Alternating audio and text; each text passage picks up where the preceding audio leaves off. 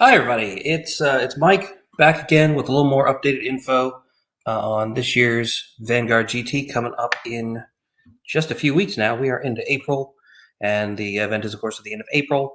So as of today, today's Thursday. So tomorrow, one day, and then we will have 2 weeks until lists are due, and then just 3 weeks till the event. So 3 weeks and a day till the event. That is exciting. I hope everybody's getting ready, getting their army ready, trying to decide what lists they're going to play, getting some practice games in. So I just got a little bit of info to spoon out to you guys today. So the first thing I want to talk about is the terrain for the event. As I've said before, the tables are all themed after places in Mantica or armies in Mantica. For those of you who've been to my events before, you'll recognize them and know what I'm talking about. I've got a couple, I think maybe just one new one and some updated pieces for some of the tables. But so the way we are going to handle terrain is that the terrain will be on the tables when you get there, but will not necessarily be arranged. So what you will need to do is refer to the terrain map for the round and set up the table with your opponent. The table maps will be on each table. There will be a table number sign on each table, and on the back side of that will be the terrain maps for each round, and you can just refer to that and set it up. The terrain will be similar to what you've seen at other events in terms of the numbers and heights, but the only couple of things that I want to bring you guys attention to is that normally there's like one flat piece of terrain like a pond, and then one piece of terrain like a field or something like that. And for Vanguard GT, there will be two pieces that are height 2 instead of one piece that is height 1. So the field type of piece of terrain will actually be height 2, so it will block line of sight for infantry and war engines. And I do that just to make the stand back and shoot style of play a little trickier, rather than do anything else to discourage it. Just give people another piece of terrain to hide their armies behind, and make some of the terrain tall enough that you can easily hide infantry from infantry or infantry from war engines. So if while you're setting up the terrain, you're a little confused about which piece is what, one thing you can do is on the bottom of each piece of terrain, I will have put, hopefully, at the bottom of each piece of terrain, the height, so that you can tell if you're looking at one and you're like, I'm not sure if this is supposed to be flat or height 2 or a height 9, the forest stand-in kind of thing.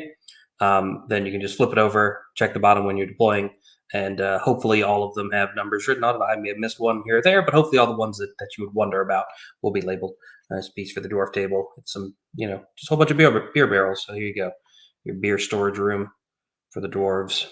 Little piece of height 2 terrain. There's a couple of these on the table. And there we go. Yeah, so that's a little bit about terrain. I just don't want anybody to be confused when they come and start playing to find that that some pieces that they're accustomed to being height 1 are actually height 2. So keep that in mind when you're doing your practice games or when you're thinking about your list, and certainly when you get to the event. Next, I want to talk a little bit about how I do door prizes, because I know a lot of places will wait until the end to hand them all out, and maybe do like a random drawing if they're doing like a raffle, or they'll just go through from bottom to top and hand one out to everybody. I do something a little bit different. I hand out door prizes over the course of the event. Before every round, I will hand out a few, and the way I do it is by random draw. I don't hand out tickets or anything. I keep track of virtual tickets. So instead of calling out numbers, I just call out people's names. So normally what I'll do is I'll set out 3 or 4 items and then call people, and they get their pick of whatever's left on the table. Whoever gets called last gets whatever's left out of that batch. But we do it before every round, and then if there's stuff left at the end, depending on how much stuff I have to give away, I'll do it before awards as well. And the way these work is, for every win you get after every round, you get 1 virtual ticket. For every draw, you get 2, and for every loss you get 3. So at the end of every round, I'll virtually allocate tickets to people based on the results of the round. So if you are having a kind of rough time competitively, you have more chances to win door prizes over the course of the weekend. That also means that your name is only going to come up once in between each round, because we also have seen the issue where like you get to the end and they're calling a bunch of different numbers and the same people keep going up over and over and over again. So this also kind of like evens it out a little bit amongst people. I've also said that I'm going to do additional door prize virtual tickets for people who carpool. And the way that'll work is when you show up for the tournament, every additional person in your car other than the driver, everyone in the car will get a ticket for that. So if you show up and there's 2 of you in the car, then both of you will get 1 ticket, right? If you show up and there's 3 people in the car, then all 3 of you will get 2. And if you show up with a carload of 4 people, then all of you will get 3 because you have 3 additional people other than the driver.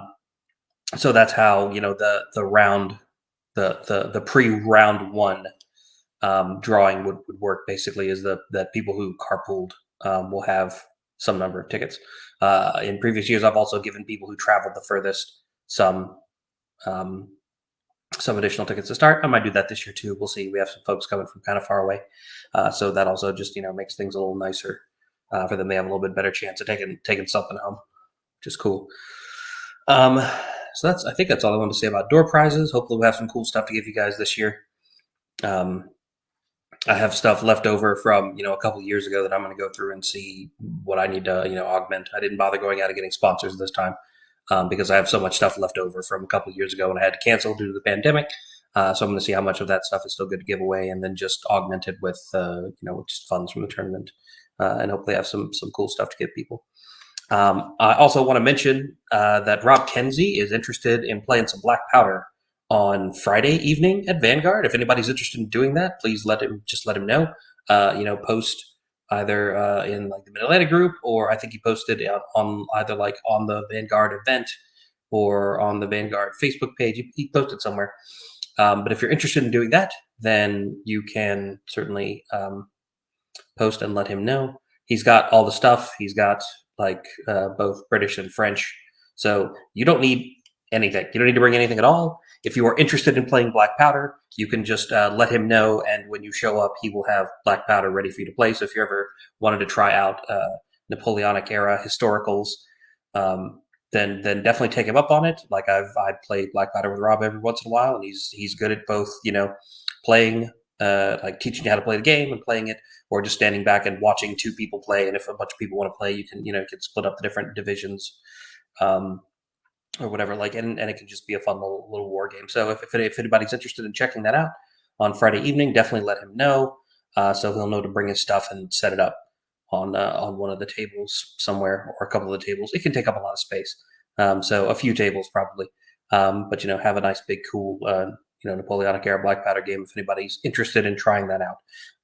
I would recommend it if you've never played it before and you find that kind of era cool and you want to give it a shot. It's a totally easy way to do it. Rob again is a great guy to play with, and he's very patient in explaining what your options are and what you need to do and all that. So I recommend posting about that if you're interested in doing it. Also, I would like to announce that I've settled on what scoring system we're going to be using in terms of the technology. We will be using Tabletop Score, which is a new system that was developed by Tim. Make sure I pronounce his name right. Don't get it wrong. Tim Lonis from War Chest Creations. He lives out in, I want to say, Oklahoma, but he's been working on an online tournament score tracking system that's very flexible and customizable, so TOs can do kind of whatever they want. And he's got it in beta, and it's been running a few events, and they've made bug fixes and improvements after each event they have it at, and I've walked through the tournament rules with him, and he's set it up and provisioned it so it'll do all the scoring automatically.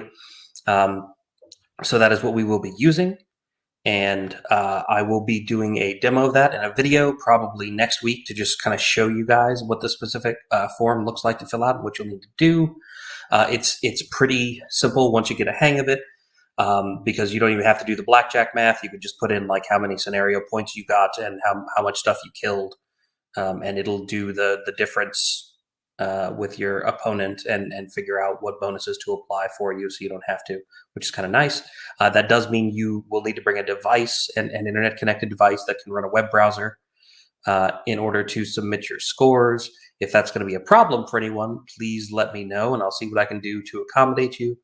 But otherwise, I'm not really planning on having anything more than like a reference score sheet for people to look at. But we shouldn't be handing papers back and forth to each other. And as soon as everybody's done putting in their scores, I can just hit the button and progress to the next round. There's no data entry required, so it should nicely streamline running the tournament. You'll be able to do everything in the app. You'll be able to submit your scoring results after each game. You'll be able to submit your player's choice and favorite opponent votes at the end of the tournament.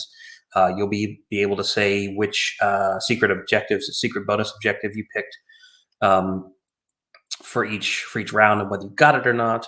And you'll be able to submit your, good game, thumbs up, thumbs down vote for your opponent after each round. You should be able to handle everything through it. So probably in another video, probably next week or the week after that, I'll sort of show everyone what it looks like and kind of walk them through the process so everybody can see what it looks like before you show up. But again, make sure to bring your phone. If you've got a smartphone, that'll do.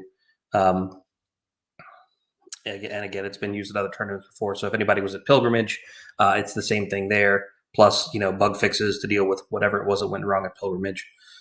So I'm confident that it'll work well and smoothly for us, and that everybody will like it once they get over the little bit of learning curve, because there's always a little bit of learning curve with things like this. Hopefully, me doing a little demo will help people get over the learning curve very fast, and everything will be nice and smooth, and we'll have a good experience using that. So I have put in everyone's email address into that system. It uses primarily email to communicate with you. He's working on getting texting working, but I don't think it's quite there yet. So if the email address that either you've been corresponding with my TO account from, or that's associated with your PayPal account, if that's all I've got for you, if that's not the one that you would like, then when you get the first email with your login information, you can actually go in and, I believe, change the email address associated with you. So if the one you've been using is not the same one that you want to get your round assignments emailed to you on the weekend of the tournament, you can go change that email address to whatever you want, because you will get an email like at the start of every round telling you like who your opponent is, what table you're on, what scenario you're playing. It'll should have a link to their list, so you can just pull it down and look at it if you want to. You don't want to wait for them to give you a physical copy. So yeah, if the email address that you've been using or that you use for PayPal isn't the one you want, I can also show you guys how to change that when you go in. Those are kind of the handful of big things that I wanted to talk to you guys about today. Just to give you an update on. We talked a little bit about terrain and the maps and the heights, and how we're going to do door prizes, and if anybody wants to play Black Powder, and the scoring system. And so now here's just my standard set of things that I'm reminding everyone about. First, I think pretty much everyone is in the club that they will be in. There's still a couple of folks that I think are planning on either joining one or switching to something else. But for the most part, like just about everybody, I think, is going to be in a club for the weekend, which is really cool. And I'm happy to see that. We are still accepting first round challenges. We currently have 3 first round challenges, but there's always room for more. So if you would like to challenge someone, just post about it on Facebook, who it is you would like to challenge, and hopefully they'll see it and respond, and we can get you a nice, fun, chosen opponent for the first round. If you have not sent your vaccination information into me yet, please do so as soon as you can. I've gotten info from 1, 2, 3, 4, 5, 6, 7, 8 out of 28 people. So there's still a few outstanding there. So please, if you haven't done that yet, please get it in. You can send it to to@vanguardgt.org. Just a photograph of your vaccination card is fine. Or if there's an online record you want to send a link to, that's fine too. If you have any dietary restrictions, once again, please do let me know as soon as possible. We do plan on feeding everybody on site for the whole weekend. And if you have any dietary restrictions, then please let us know so we can try to accommodate that. And the sooner you let us know, the better. And also, one last time, any way you can, please carpool because parking spaces are what I run out of first. And I don't want anybody to have to park all the way down on the street and walk up a hill, walk like down a hill and uphill. It's uphill both ways. It goes down into a dip and comes up. So no matter which way you're going, you're gonna have to walk uphill, and it sucks. Sorry. So let's just avoid that. And everybody who can carpool, please do, so that everybody can park up here at the house, and we won't have to worry about anybody having to hike to get in or out of this place. And you'll get some additional door prize tickets for carpooling as well. I think that's it. I've reminded you guys about terrain, talk a little bit about the door prizes, talk a little bit about the scoring system, and then all the other regular stuff. If you're one of the people who hasn't settled on a club yet, either is not in a club or is listed as a club you used to be in, but that's not the one you want to be in for the weekend, feel free to shoot me an email to let me know to change that. We are doing club immunity for the first 3 rounds, in addition to the best club award. So even if you don't think you would be in the running for best club, it's good to have a club listed just so you don't end up getting paired up with someone that you play with all the time in the first 3 rounds at least. I think that's about it. So lists are due 2 weeks from tomorrow, and the event is 3 weeks from tomorrow. So we're now in sprint to the event mode around here. I'm getting the terrain finished up. I pretty much got all the awards printed. We're just going to be getting the house clean. Spring cleaning is on, so we'll be getting the house cleaned up and ready to go. And I'm just excited to see everybody. I'm excited to start seeing lists. We will, of course, have a matchup broadcast the week before the event where I will announce the pairings. And then after that, I will send everyone a link to log into the tabletop score site so that they can see all the pairings, because that's how you'll put in your scores on the weekend. So that'll come the week before the event, depending on who's going to do it and how the scheduling works. It'll probably either be Monday or Wednesday. If everybody gets their lists in on time, then we might do it Sunday, but we'll see. So anyway, that's pretty much all I have for this time. And just if you haven't sent your vaccination info into me, please do so. And get your lists ready so you can submit them in a couple of weeks. And I will see everybody really, really soon. So take care and paint your armies, get your lists ready. VGT is coming up in 3 weeks.